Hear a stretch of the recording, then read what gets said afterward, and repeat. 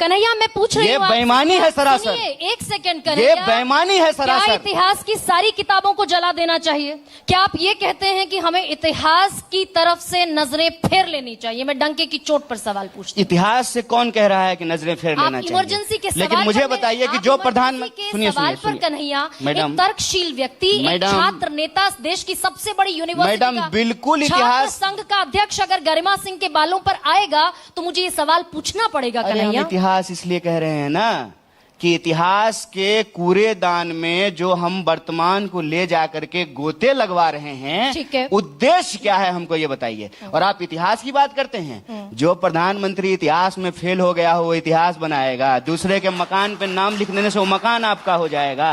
इतिहास जो है ना, किताबों हिस्ट्री के किताब में लिखा नहीं जाता है, इतिहास रचा जाता है, इतिहास बनाया जाता है। और इतिहास बनाने का मौका इस देश ने नरेंद्र मोदी को दिया।